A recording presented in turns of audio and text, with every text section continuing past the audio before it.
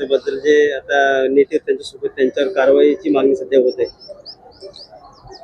विरोधी पक्षाला टीका करण्याशिवाय दुसरा कोणता पर्याय नाही। आपल्याला त्या खरातला फाशी द्यायची किंवा त्याला शिक्षा द्यायची याच्याकडे आपलं लक्ष असलं पाहिजे। पोलीस जेव्हा तपास करतात त्या पोलिसाच्या तपासामध्ये मग खरातांच्या सीड्या तपासल्या जातीलच ना, त्याचे व्हिडिओ तपासले जातील ना। मग त्याच्यामध्ये जो कोणी दोषी असेल, जो कोणी असेल, तो राजकीय पक्षाचा जरी असला तर त्याच्यावर कारवाई झाली पाहिजे हे सर्वांचं मत आहे।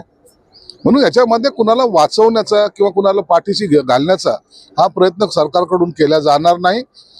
सगळ्यात मोठं महिलावर झालेले जे अत्याचार आहेत, पैसा कमवणं त्याच्यासाठी बंधुगिरी करणं हा वेगळा आहे, पण महिलावर झालेले जे अत्याचार आहेत त्या संदर्भामध्ये अशा नालायक माणसाला अखेर मरेपर्यंत एक तर त्याला काही फाशी झाली पाहिजे किंवा हा जेलमध्ये मरेपर्यंत राहिला पाहिजे, हे शासनाची सुद्धा भूमिका आहे। म्हणून आता तातडीने हे तपास जेव्हा पूर्ण होईल त्याच्यावर फास्ट ट्रॅक कोर्टमध्ये त्याच्यावर केस चालवावी आणि तातडीने त्याला सजा, मला वाटतं सजा फार मोठी राहील।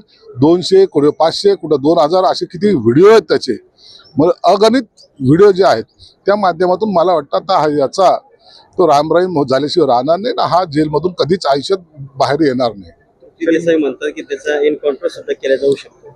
असाचा एन्काउंटर करायचा काही गरज नाहीये। त्याला तडपू त्याच्या सजा त्याला मिळाली पाहिजे। त्याला प्रत्येक क्षणी केलेल्या पापाची आठवण झाली पाहिजे।